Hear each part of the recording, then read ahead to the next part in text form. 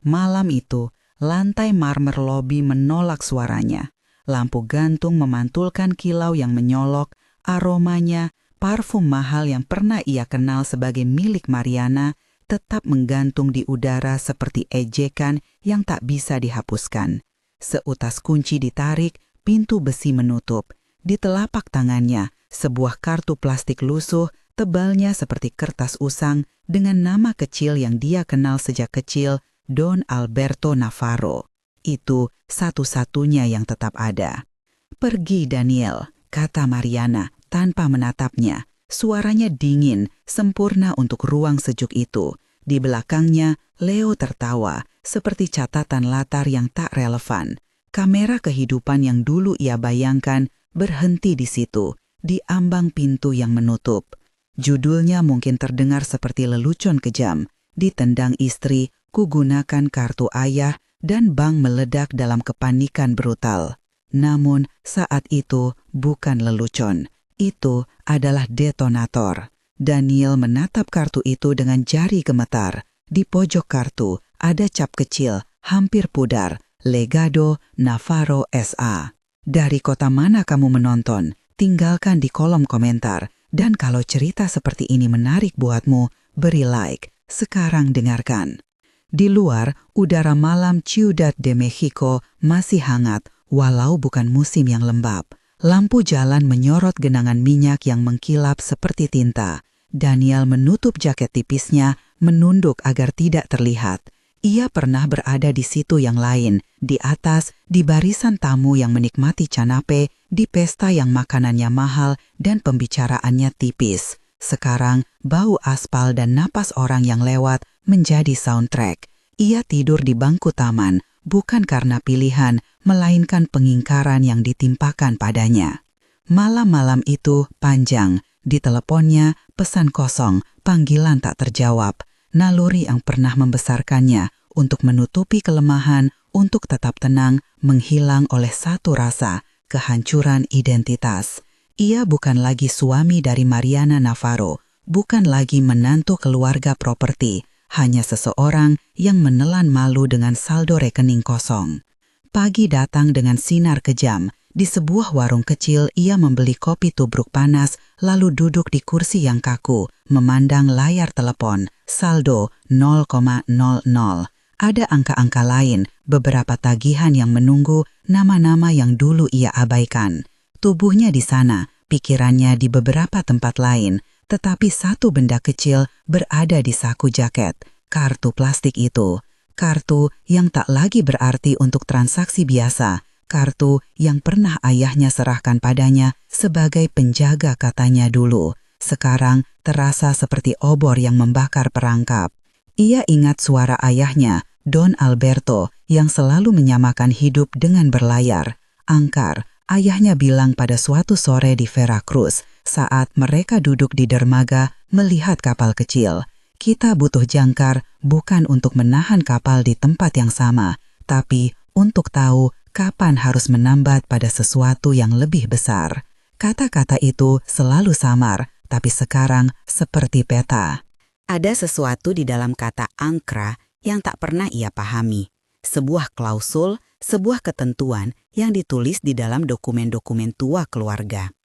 Daniel tidak tahu persis isinya, hanya petunjuk kecil yang ayahnya memberikan. Jika kau benar-benar kehilangan segalanya, gunakan ini dengan kepala dingin. Kepala dingin, itu bukan kualitas yang mudah dipanggil ketika istrimu baru saja mencabutmu dari rumah dan dunia media sosial tak pelan-pelan menjewer harga dirimu. Tapi di sebuah cabang kecil bank, Banco Herencia del Sur, cabang yang nyaris tidak begitu mencolok, kepala dingin itu mulai tertarik. Bank itu adalah bangunan 2 lantai, dinding bata merah yang lapuk, AC berdesak, dan meja-meja kayu yang sudah menguning. Ia masuk tanpa rencana. Teller mengenalinya sebagai orang yang terlihat kacau. Teller itu adalah Javier, mata kebiruannya cerah, senyum yang muda. Di belakang meja ada Ruben, manajer cabang. Pria ini punya suara yang berhati-hati, seperti orang yang bertugas menjaga rahasia orang lain agar tidak bocor. Daniel menyerahkan kartu. Saya perlu cek ini, tolong lihat, suaranya serak tapi tegas. Javier memeriksa kartu, menuliskan sesuatu di mesin kecil, lalu mengetuk layar komputer yang mengeluarkan bunyi seperti jumlah receh sebuah mesin kasir tua. Ini sepertinya bukan kartu debit biasa, kata Javier, sedikit ragu. Ada akun yang diasosiasikan, tapi statusnya dormant, sudah lama tidak aktif. Ruben datang, jarinya menelusuri layar. Sekali ia mengangkat kacamata, wajahnya berubah. Ada kombinasi rasa tak percaya dan rasa hormat. Legado Navarro S.A., gumamnya. Itu bukan akun personal biasa. Mereka memanggil asisten legal bank, membuka beberapa folder kuno. Ada dokumen yang berdebu, cap notaris yang memudar, dan yang paling penting, surat bertanda tangan Don Alberto Navarro. Di salah satu halaman tertulis sebuah klausul yang tampaknya rumit, sebuah trust atau struktur perusahaan yang dirancang untuk mengelola aset keluarga. Simpelnya, jika pewaris langsung tidak mampu memenuhi kondisi tertentu atau berada dalam keadaan destitusi yang dapat dibuktikan, maka aktor yang memegang kartu angkra dapat mengajukan aktivasi hak tertentu atas entitas trust. Bahasa hukum yang kering, namun implikasinya besar. Javier menatap Daniel dengan kombinasi simpati dan kepenasaran. Kami harus memverifikasi identitas tentu dan ada proses hukum yang harus diterapkan. Ini bukan hal yang cepat. Ruben menambahkan, tetapi jika ini sah, Legado Navarro memiliki portofolio properti substansial, bukan sekedar deposito. Daniel mendengar kata-kata itu seperti dentuman. Portofolio substansial. Besok-besok ia dibuang ke pinggiran. Sekarang ada nama-nama properti yang pernah ia dengar hanya dari brosur. Torre Imperial, beberapa gedung residensial di San Angel, sebidang tanah di Veracruz yang berdebu itu yang pernah ia kunjungi kecil. Semua itu tiba-tiba disentuh oleh keberadaan kartu plastik lusuh milik ayahnya. Bagaimana ini bisa terjadi? Ia hampir berbisik kepada dirinya sendiri. Mengapa ayah menyimpan ini seperti bom waktu? Di dalam kepalanya ada ambar, sebuah campuran marah, syukur, dan kedinginan strategis yang lambat membentuk. Ruben memegang surat yang dilipat.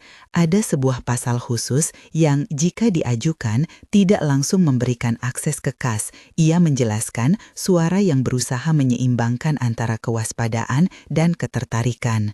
Ia memberikan hak untuk mengaktifkan proses hukum, menunjuk auditor, mengakses arsip perusahaan, memulai tindakan untuk mengamankan aset yang berada dalam risiko, hal-hal yang harus disetujui oleh pengadilan jika klaim yang diajukan memiliki bukti yang kuat. Penjelasan sederhana Ruben membantu memecah kabut. Ada langkah-langkah, verifikasi identitas, bukti kondisi destitusi, permohonan ke pengadilan untuk mengaktifkan hak, kemudian auditor independen yang akan membuka catatan. Jika ditemukan inkonsistensi, misalnya double bookkeeping, penipuan pada pemasok, penggunaan material yang disubstitusi atau dikurangi, maka bisa ada dasar hukum untuk gugatan, perintah penyegelan, embargo, dan penyitaan aset yang disalahgunakan. Itu banyak istilah yang berat untuk orang yang baru kehilangan segalanya. Namun untuk Daniel, kata-kata itu menjadi jendela ke kemungkinan. Sebuah rencana tidak datang sebagai kilasan, melainkan sebagai serangkaian langkah yang mungkin dilakukan. Daripada memaki dan meruntuhkan apa yang sudah runtuh, ia bisa menggunakan hukum, mekanisme yang rumit, teknis, dan dingin sebagai kapal perang kecil yang melaju di perairan yang ditentukan.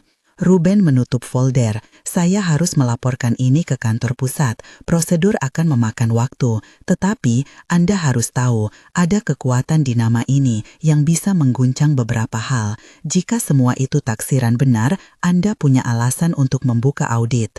Auditor, kata itu menghasilkan bayangan dokumen bertumpuk, layar komputer dengan garis angka, dan karyawan yang menggulung lengan baju mereka untuk membongkar kebenaran.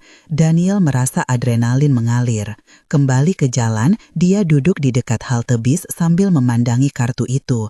Kartu itu terasa berat di tangannya, lebih berat daripada plastiknya. Di bawah sinar matahari, cap Legado Nazaro tampak sederhana, sebuah jangkar kecil di garis bingkai. Ayahnya suka simbol itu, jangkar yang tidak menghentikan kapal, tapi menuntunnya mencari dasar yang kokoh. Daniel mengusap permukaan plastik itu dengan ibu jarinya, terasa bekas goresan, jejak masa lalu. Ia kembali membaca surat yang Ruben fotokopi untuknya, selembar surat yang tidak dikirimkan padanya saat ayahnya masih hidup. Tulisannya rapi, bahkan di bagian yang paling emosional. Jika suatu hari kau menemukan diri di tepi, Daniel, ingatlah, angkra bukan untuk menggantungkan diri pada masa lalu, itu untuk memimpinmu ke laut yang lebih luas. Gunakan dengan kepala dingin, gunakan dengan kehormatan. Itu bukan manifesto pembalasan, melainkan petunjuk. Kepala dingin itu kini mulai tumbuh menjadi sesuatu yang lain, fokus. Dalam beberapa jam, rasa malu yang pekat berubah menjadi rencana. Dia tahu ia tidak bisa melakukan ini sendirian. Dunia hukum dan keuangan bukanlah papan permainan untuk dilihat lewat emosi.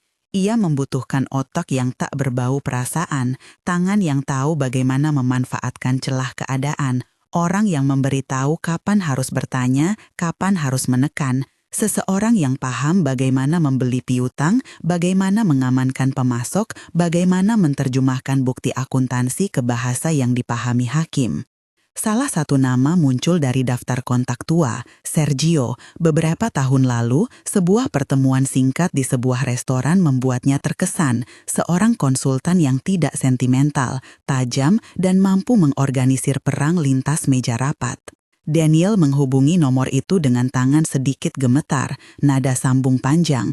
Ketika suara di ujung sana menjawab, sederhana, Sergio. Mereka bertemu di sebuah kafe yang remang, aroma kopi yang kuat menutupi bau keringat. Di suatu sudut di dekat Paseo de la Reforma, Sergio duduk tegak, jaket kaku, mata yang tampak selalu menilai kemungkinan. Ia mendengarkan tanpa interupsi ketika Daniel menceritakan setengahnya tentang pengusiran, kartu, akun dormant, nama Legado Nazaro. Tidak perlu mengungkap rasa malu, Sergio selalu tertarik pada pola, bukan pada tragedi. Setelah Daniel berhenti, ia menatap keluar jendela sebentar, lalu berkata dengan suara datar, "Kita butuh bukti, dan kita butuh pesisir yang aman untuk memulai." Kata bahasa itu, pesisir yang aman, membuat Daniel tersenyum tipis, kembali ke metafora ayahnya tentang kapal. Sergio menjelaskan dengan kalimat sederhana. Pertama, verifikasi legal. Kedua, identifikasi unit-unit ekonomi yang rentan di bawah kendali Mariana. Ketiga, mulai akuisisi piutang kecil yang memberi leverage terhadap jaringan pemasok. Pembelian piutang, ia menambahkan, adalah alat yang legal. Kita membeli hak menagih utang dengan harga diskon. Lalu, kita menjadi pihak yang berhak menegakkan penagihan itu. Dalam bisnis, jika kamu memegang tagihan yang benar, kamu memegang negosiasi.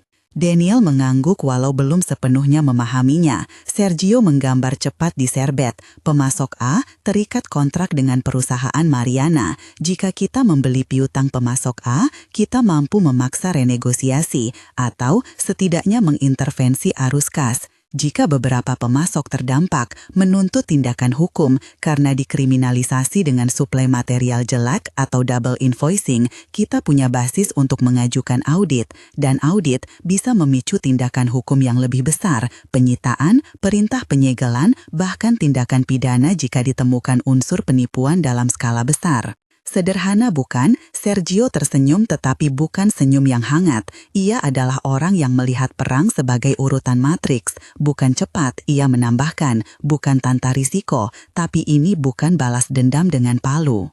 Ini memanfaatkan sistem yang ada, peraturan, auditor, artis hukum, untuk memaksa transparansi.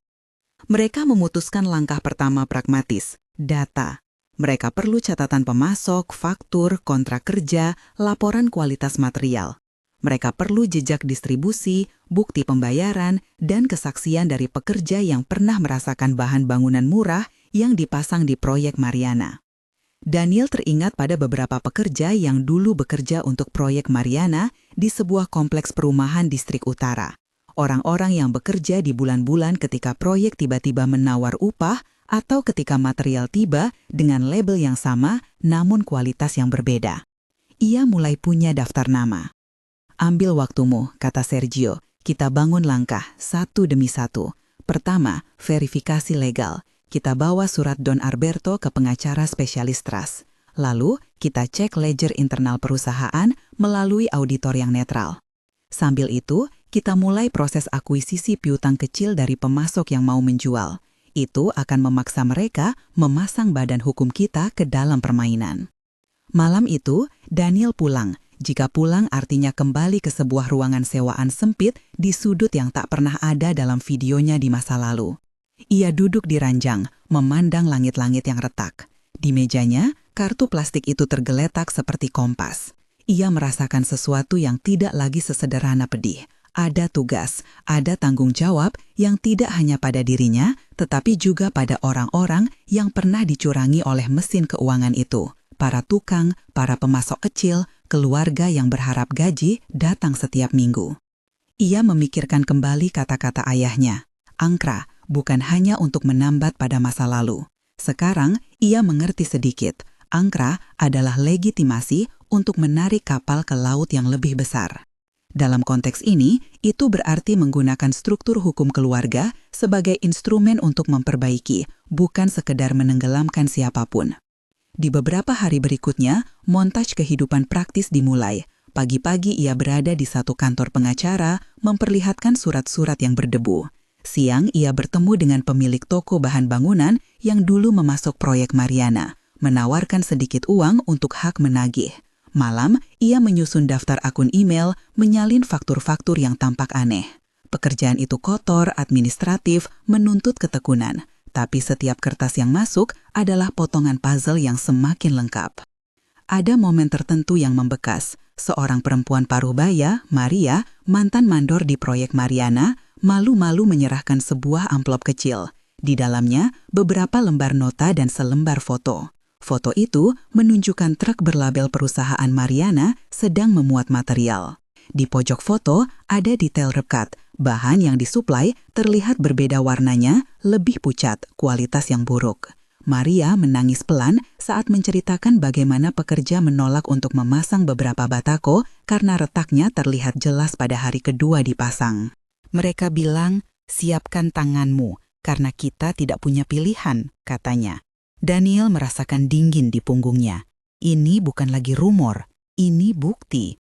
Di meja kerja kecil mereka, Sergio meletakkan beberapa lembar hasil pengamatan, daftar pemasok yang pernah mencatat pengiriman ke perusahaan Mariana, faktur-faktur yang dicetak 2 kali, double bookkeeping, beberapa catatan tunjuk-menunjuk transfer antar rekening yang tidak jelas. Ia menandai nama-nama yang bisa dijadikan starting point untuk membeli piutang. Pemasok yang lebih suka menjual tagihannya untuk mendapatkan uang cepat dan keluar dari roda hutang. Ada sesuatu yang samar-samar mulai terjadi di media sosial. Video singkat pertengkaran Daniel dan Mariana yang buru-buru direkam di sebuah lift, marah, hinaan, sorak-sorai publik. Leo, sang model influencer, memperparahnya dengan posting sombong. Tapi sekarang, ketika video-video itu dimainkan ulang, publik melihat tidak lagi hanya seseorang yang diusir dari rumah, melainkan seseorang yang memulai proses yang terstruktur. Sementara beberapa pengguna memunculkan meme-meme, kelompok lain mulai bertanya, apa yang terjadi di balik layar proyek-proyek Mariana? Ada komentar dari seorang pekerja yang menyebut kualitas buruk, ada desakan untuk penyelidikan. Sarah, seorang pengacara yang Sergio rekomendasikan, mengatur pertemuan dengan auditor independen dari kantor kecil yang tak punya nama besar, tetapi punya reputasi kerja yang bersih dan tangan cekatan. Mereka menggali arsip, invoice, kontrak, surat perintah kerja. Beberapa bukti mulai menunjukkan pola. Pemasok X menerima setengah dari pembayaran yang seharusnya. Pembukuan menunjukkan item yang dikuras di beberapa akun. Ada pengurangan kualitas yang diinventarisir tanpa penyusutan biaya yang wajar. Itu menimbulkan kecurigaan akuntansi yang wajar dan bagi auditor alasan cukup untuk rekomendasi audit forensik.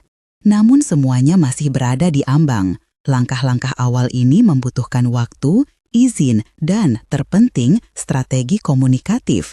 Karena jika mereka melangkah terlalu cepat, satu pernyataan publik yang tidak hati-hati bisa dianggap sebagai fitnah. Jika mereka bergerak terlalu lambat, Mariana bisa memindahkan aset, menghilangkan bukti, menutup pintu-pintu ruang arsip.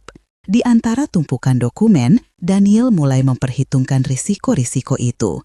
Ia belajar bahwa perang modern bukan selalu tentang pukulan keras, seringkali tentang menjaga jarak dan bersabar sampai lawan membuat kesalahan. Ia juga mengerti ada harga yang harus dibayar. Reputasi pribadi yang baru ia mulai bangun bisa saja tercoreng lebih banyak lagi di ruangan publik.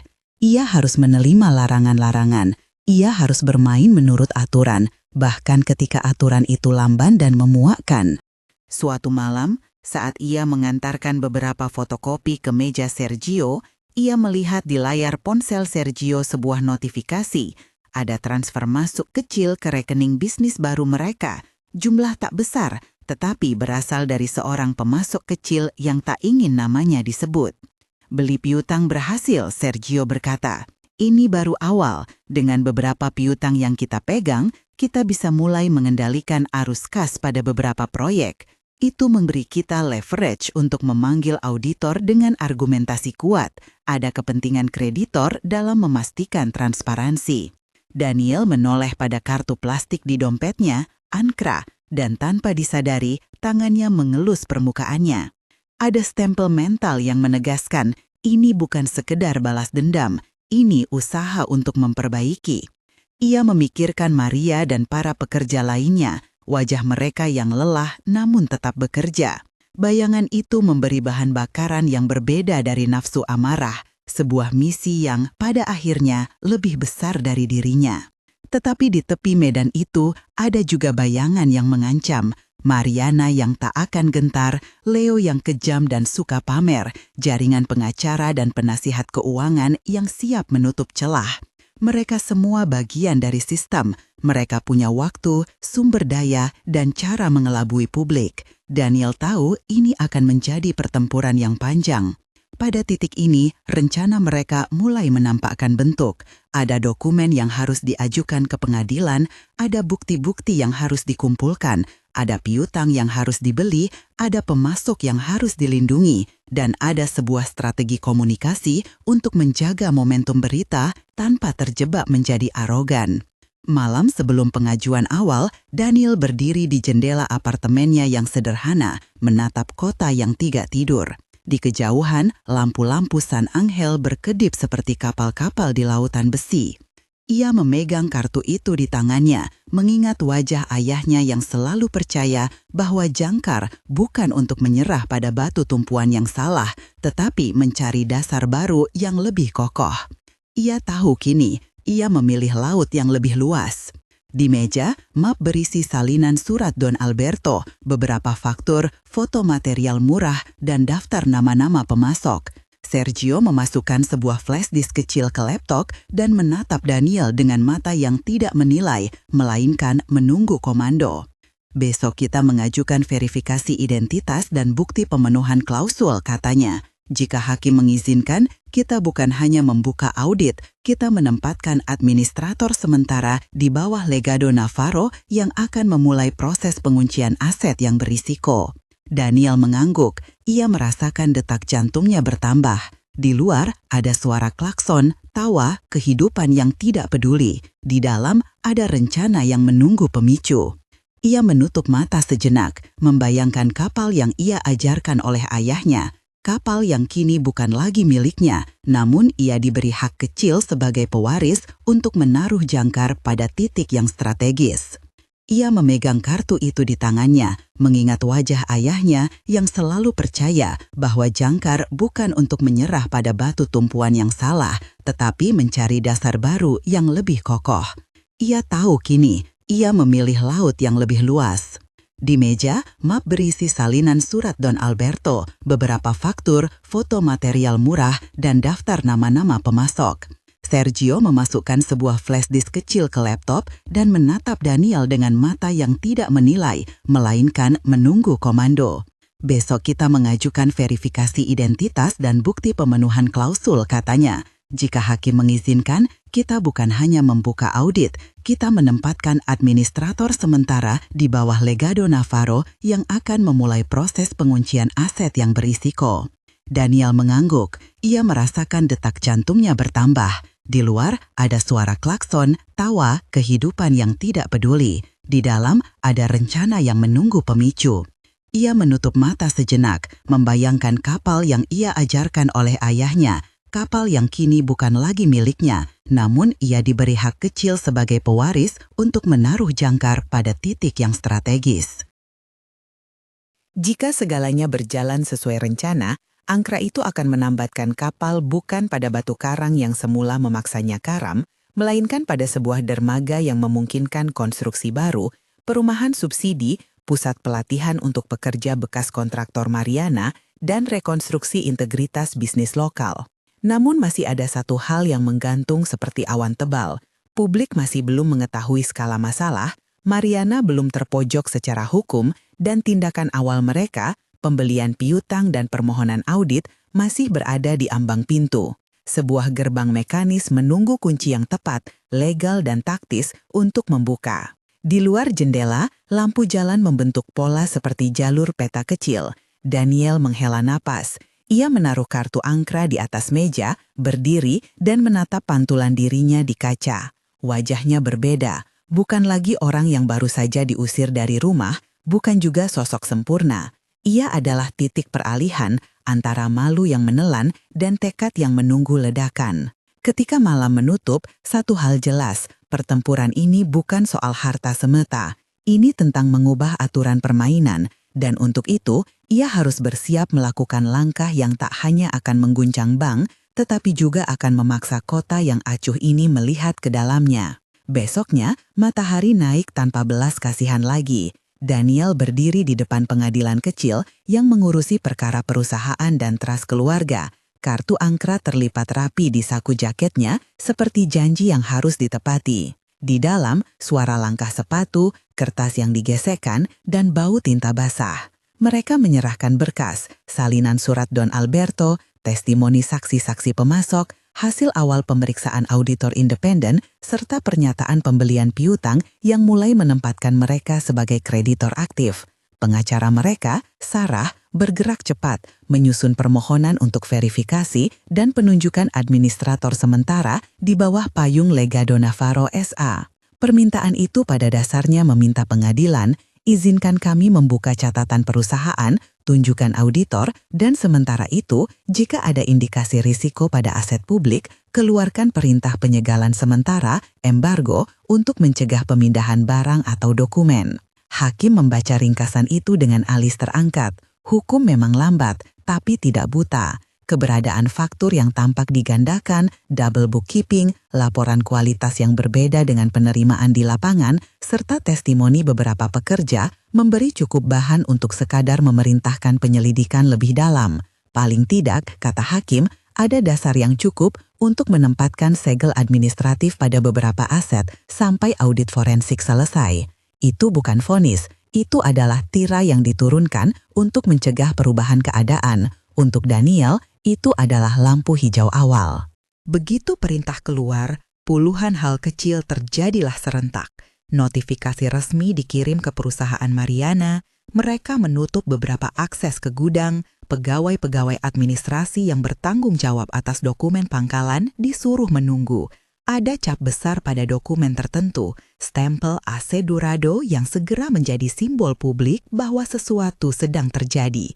Di koridor pengadilan, kamera-kamera ponsel menyorot dan tagar yang tak disengaja mulai menyebar. Di saat itulah tim Daniel menjalankan langkah paralel yang direncanakan, akuisisi piutang. Sergio mengirimkan tim kecilnya ke beberapa pemasok yang telah mereka identifikasi. Mereka membeli tagihan yang dimiliki pemasok-pemasok tersebut, bukan dengan angka penuh, tetapi dengan tawaran tunai cepat yang bagi pemasok adalah kesempatan untuk keluar dari lingkar hutang. Pembelian piutang bukan penyitaan. Ini transaksi legal, di mana pembeli membayar sebagian untuk hak menagih di masa depan. Penjelasan sederhana, jika kamu memegang tagihan, kamu atau organisasi kamu memiliki hak hukum untuk menuntut pembayaran. Dengan mengumpulkan beberapa piutang signifikan, Daniel dan timnya memposisikan diri sebagai kreditor yang secara sah berkepentingan atas transparansi proyek-proyek Mariana. Langkah itu membangun dua hal sekaligus, memberi bantuan segera kepada pemasok yang tertekan dan menciptakan basis hukum untuk menekan manajemen Mariana. Pemasok yang dulu takut menuntut, kini melihat bahwa ada pihak yang siap menegakkan hak. Beberapa dari mereka yang awalnya ragu datang menyerahkan dokumen, faktur, slip pengiriman, foto truk yang memuat material, bahkan pesan WhatsApp dari manajer pemasokan yang memerintahkan substitusi barang. Satu persatu, bukti itu diurnalisasi ke dalam file audit. Di lain pihak, binatang media yang memang lapar untuk cerita drama keluarga kaya mulai mengendus. Satu akun influencer mengulang video di lift. Leo tak tahu badai yang akan datang, menambahi unggahannya dengan sindiran. Komentar berkembang, sebagian mengejek Daniel, sebagian menyalahkan Mariana, sebagian lagi menuntut penyelidikan. Telepon Bank Pusat mulai berdering, cabang-cabang melaporkan antrean nasabah. Orang-orang takut akan keamanan dana. Kata Legado Navarro yang semula hanya nama korporasi, kini menjadi kata kunci yang memicu kepanikan lembaga keuangan. Jika audit forensik mengungkap penyalahgunaan dana atau kewajiban tersembunyi, itu dapat memicu klaim berantai yang mempengaruhi likuiditas proyek pendanaan. Ruben di cabang yang kecil duduk di meja dengan ekspresi yang tegang. Ia menerima panggilan dari atas. Apa yang terjadi? Bagaimana publik merespons? Ia menjawab dengan hati-hati, tapi matanya tak bisa menutupi rasa bangga samar. Ia tahu ia membantu membuka sesuatu yang benar. Sementara itu, strategi komunikasi Sergio bekerja seperti kerangka perang dingin. Tidak ada kebohongan, hanya fakta yang dikemas. Mereka merilis kepada pers potongan berkas yang boleh dipublikasikan, foto truk dengan label perusahaan Mariana, pernyataan pemasok, catatan inspeksi material dari lapangan. Media yang profesional merangkumnya sebagai berita investigasi. Akun-akun sensasional memproduksi versi yang lebih berapi-api. Kunjungan aparat pengawas kualitas bahan bangunan lembaga pemerintah setempat menambah tekanan ketika mereka melihat beberapa sampel material yang diambil secara acak menunjukkan pengurangan komposisi yang signifikan dari spesifikasi kontrak. Ini bukan lengah administratif semata, ini terkait keselamatan publik. Mariana merespons dengan gaya yang sudah terbiasa, konferensi pers yang diformat, senyum yang sudah dilatih, pembelaan retorik tentang pencemaran reputasi, dan klaim bahwa tuduhan itu bertujuan menjatuhkan perusahaan oleh saingan. Namun ada nada di suaranya yang tidak dapat disamarkan, panik. Beberapa dokumen yang mereka butuh untuk menutup kebocoran ternyata tak sepenuhnya ada. Gudang-gudang penuh dengan barang-barang yang disegel, beberapa kontrak yang seharusnya berderet rapi menunjukkan angka yang tak sinkron. Pengacara Mariana mencoba menunda dengan klaim prosedural, tapi pengadilan telah mengeluarkan perintah sementara. Di luar, gelombang panik membuat beberapa investor menanyakan cadangan likuiditas mereka, beberapa kontraktor kecil menuntut pembayaran. Itulah saat di mana Daniel memutuskan untuk menekan aspek psikologis rencana, ultimatum 24 jam. Mereka menyiapkan surat resmi, bukan ancaman personal, melainkan sebuah klaim hukum yang menyatakan, Anda punya waktu 24 jam sejak surat ini diterima untuk memproduksi dokumentasi lengkap atas Envirotechnical Compliance dan daftar vendor yang memverifikasikan spesifikasi material. Jika tidak, kami akan menuntut pengadilan untuk memerintahkan penyitaan luas atas aset yang terkait dan permintaan tindakan pidana terhadap pihak yang bertanggung jawab atas penipuan material. Surat itu disampaikan melalui jalur hukum resmi dengan tanda terima yang terverifikasi. Mengapa 24 jam? Karena dari sudut komunikasi, 24 jam adalah waktu yang memaksa reaksi. Secara hukum, itu adalah pengantar untuk meminta tindakan segera, tidak lebih, tidak kurang. Mereka tahu hakikatnya, pengadilan bebas memutuskan, tetapi momen 24 jam akan menjadi tekanan untuk memicu respons publik dan internal. Dalam 24 jam itu, banyak adegan kecil terulang serentak. Di penthouse Mariana, meja rapat berderap. Ada pengacara, penasihat PR, Leo yang gelisah memeriksa telepon, dan beberapa perwakilan bank yang menasihatinya. Mereka mencoba mengumpulkan dokumen, memanggil manajer proyek, mencari cara untuk meredam publik. Namun banyak bukti yang diperlukan berada di gudang dan kantor pembukuan di lokasi proyek, dan beberapa sudah disegel. Ada juga saksi-saksi yang tak lagi mau berdiam. Beberapa pekerja bersedia memberikan pernyataan di bawah sumpah. Dan salah satu pekerja kunci, seorang supervisor lama, secara sukarela menyerahkan bukti berupa foto-foto lama yang menunjukkan perbedaan kualitas material. Ketika jam-jam berlalu, ketegangan meningkat. Di luar, di kantor cabang-cabang bank, antrian nasabah yang panik menimbulkan suasana tidak menentu. Beberapa karyawan melihat pemberitaan dan takut bahwa investasi yang tersangkut properti bisa mempengaruhi pinjaman mereka sendiri. Apa yang terjadi dengan proyek X? Tanya seorang nasabah pada Ruben. Ruben yang awalnya kecil hati melihat drama ini berevolusi, menemukan perannya. Ia adalah jembatan antara dunia dingin institusi dan realitas manusia yang menderita. Ia memberi jawaban berlapis, yang jujur. Prosedur sedang berjalan, perlu ada audit, kita harus menunggu hasilnya. Di balik meja, ia merasa bangga karena hasrat kecilnya pada integritas telah menimbulkan gelombang yang lebih besar. Ketika waktu 24 jam hampir habis, sebuah fakta baru muncul. Auditor menemukan corong transfer antar rekening yang tak wajar. Uang yang seharusnya masuk ke cadangan mutu material malah dipindahkan ke rekening lain. Nominalnya kecil, tapi konsisten. Pola yang mengindikasikan upaya sistematis mengalihkan biaya. Itu membeli pengadilan dan aparat pengawas alasan lebih kuat untuk meminta penggeledahan lebih lanjut. Perintah berikutnya dari pengadilan memperbolehkan penahanan dokumen tandahan dan penutupan akses oleh manajemen perusahaan yang terdampak. Dan kemudian, dengan formalitas hukum yang runtut, beberapa aset tertentu, unit hunian di Torre Imperial, peralatan proyek, beberapa sertifikat tanah di Veracruz diberi cap asegurado dan stempel resmi yang menandakan penyitaan administratif sementara. Mesin hukum bergerak pelan tapi pasti. Bagi publik, itu tampak seperti ledakan. Bank, pengacara, pengadilan, media, semua bergerak sekaligus. Penyitaan tersebut bukan sentuhan magis. Ia memerlukan petugas pengadilan, tim administratif, saksi, dan bukti. Pekerja dari tim Daniel muncul di lokasi-lokasi tertentu untuk mendampingi proses sebagai kreditor yang berkepentingan. Mereka memastikan segel tidak diutak-atik, mendokumentasikan setiap langkah. Di penthouse Mariana, beberapa barang bernilai, perangkat elektronik, lembar-lembar kontrak, bahkan karya seni dipindahkan ke gudang penyimpanan resmi. Leo yang semula bermuka percaya diri, kini tampak pucat saat kameramen menyorotnya. Rekaman video mereka di lift menjadi bukti publik yang memperlihatkan gaya hidup yang kontras dengan kenyataan pekerja di proyek. Publik mulai mengalihkan fokus, ini bukan drama personal semata. Ini cerita tentang dampak keputusan bisnis terhadap keselamatan dan kehidupan orang.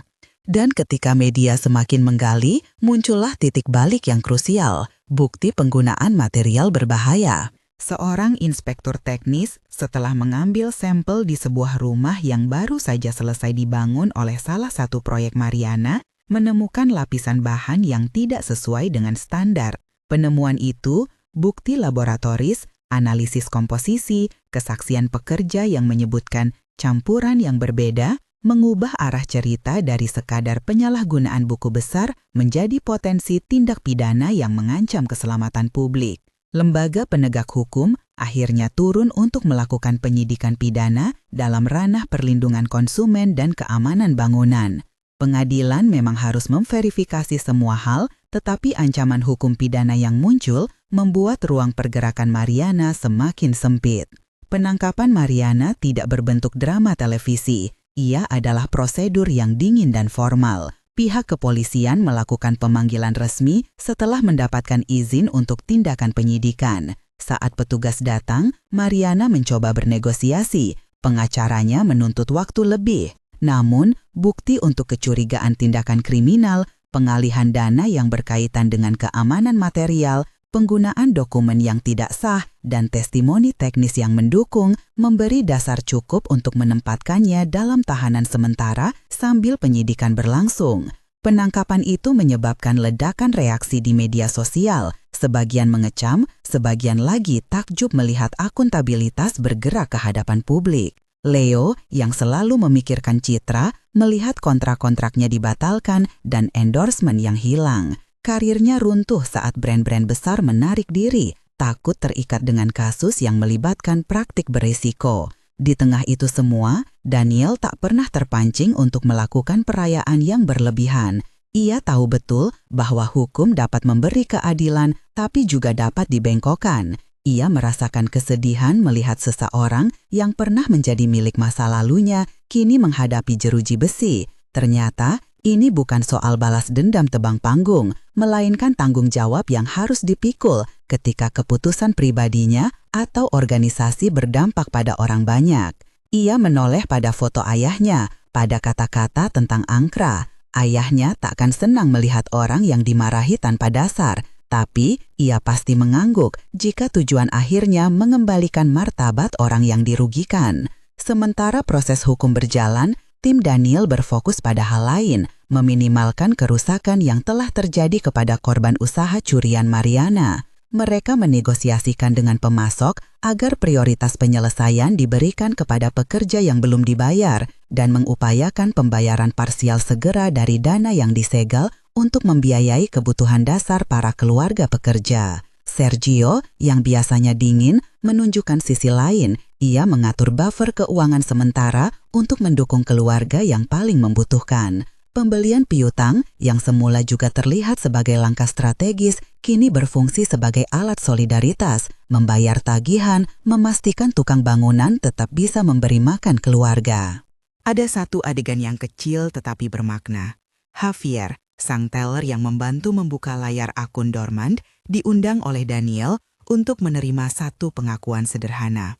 Di depan beberapa pekerja dan pemasok, Daniel menyerahkan Javier sebuah amplop kecil, bukan sekadar uang, tetapi undangan menjadi bagian dari tim audit komunitas yang akan mengawasi transparansi proyek yang akan dijalankan oleh Legado Navarro yang baru. Javier, yang awalnya hanya melakukan tugas rutin, melihat dirinya sekarang punya peran moral yang besar, menjaga integritas uang publik dan hak-hak pekerja. Tangannya bergetar saat menerima kartu nama baru itu. "Ini bukan hadiah karena kau menolongku," kata Daniel pelan. "Ini karena kau memilih melakukan yang benar saat dapat memilih diam." Javier menunduk, matanya berkaca-kaca. Selama bulan-bulan berikutnya, drama peradaban itu berubah wujud menjadi pekerjaan keras dan administratif. Pengadilan menetapkan auditor forensik yang independen. Hasil mereka muncul bertahap. Laporan rinci tentang divergensi pembukuan, penggantian material, dan distribusi dana yang tidak transparan. Dokumen-dokumen yang dulu tersembunyi mulai terlihat, dan dengan setiap halaman yang teruak, ada nama-nama yang harus menjelaskan tindakan mereka. Beberapa eksekutif yang terlibat memilih untuk kooperatif, beberapa lain menolak. Ketika penyidikan pidana bergerak, jaksa menuntut keterangan dari sejumlah saksi, dan beberapa perundingan pembelaan dimulai. Proses itu lambat, berat, dan seringkali membuat publik lelah menunggu. Tapi setiap langkah legal yang dilakukan berjalan dengan catatan yang rapi. Tidak ada tindakan kekerasan, hanya hukum yang menggulung. Sementara itu, di balik semua itu, Daniel menyadari bahwa kemenangan hukum bukan akhir dari cerita. Ia bahkan belumlah fokus sosial yang ia cita-citakan. Warisan ayahnya memberi hak untuk mengamankan aset, tetapi bagaimana ia menggunakan aset itu menentukan apa yang tersisa setelah badai. Ia tak ingin hanya mengambil kembali apa yang menjadi miliknya untuk kepentingan pribadi. Ia ingin membangun ulang sesuatu yang bisa memperbaiki kehidupan masyarakat yang telah dirugikan. Jadi, bersama timnya, ia mulai memetakan rencana penggunaan aset yang realistis dan berkelanjutan. Beberapa unit perumahan yang disita akan dikonversi menjadi rumah subsidi untuk pekerja yang kehilangan tempat tinggal. Tanah di Veracruz akan menjadi pilot proyek pertanian terpadu yang melibatkan mantan pemasok, dan sebagian keuntungan akan dialokasikan untuk dana jaminan gaji sementara bagi pekerja di proyek lain. Pekerjaan itu memerlukan izin, konsultan pembangunan komunitas, perencanaan teknis, dan yang paling penting, transparansi publik agar tidak terulang menyalahgunakannya. Mereka mendirikan badan pengelola baru dengan struktur partisipatif, wakil pekerja, perwakilan komunitas, ahli audit independen, dan pemangku kepentingan lokal. Nama yang dipilih, Centro Navarro, untuk pendidikan dan agroindustri, sebuah pengingat tentang akar keluarga Navarro yang bukan sekedar gedung pencakar, melainkan juga tanggung jawab pada tanah dan orang-orang yang menambatkan hidup mereka pada pekerjaan. Rencana itu bukan kamuflase. Publik bisa melihat dokumen perencanaan, laporan keuangan pembukaan, dan tata kelola yang dipublikasikan. Mereka memasang papan pengumuman di lokasi-lokasi proyek dan membagikan laporan berkala.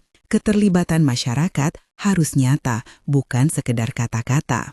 Ada tantangan besar, dana awal tidak banyak, dan beberapa hak yang mereka miliki masih tergantung keputusan pengadilan. Di sela-sela itu, Sergio melakukan pendekatan pada beberapa LSM lokal untuk membantu merancang program pelatihan dan peluang pasar. Ia juga berhasil mendapatkan mitra pemasok yang bersedia menyediakan alat dan bahan dengan harga wajar untuk memulai perbaikan rumah. Daniel berkeliling ke pemukiman kecil untuk bertemu warga, mendengarkan cerita mereka, membayangkan kembali konsep angkra sebagai pengait harapan, bukan alat pembalasan. Di sebuah pertemuan sederhana, seorang perempuan muda yang pernah bekerja sebagai asisten bangunan menatap Daniel dan berkata, "Jika ini benar-benar untuk kami, jangan biarkan berakhir seperti yang dulu." Daniel menunduk, janji itu mengikat hatinya. Lambat laun, proyek-proyek kecil mulai nyata. Unit-unit perumahan direnovasi, proses audit kualitas material diterapkan secara ketat, dan beberapa pekerjaan konstruksi dikerjakan oleh kontraktor lokal yang kini berada di bawah perjanjian transparan. Pusat pelatihan Centro Navarro membuka kelas-kelas teknik bangunan yang menekankan pada standar keselamatan dan etika konstruksi. Mereka mengundang mantan pekerja Mariana untuk mengajar, memberi mereka pekerjaan dan juga suara dalam pembentukan pedoman baru.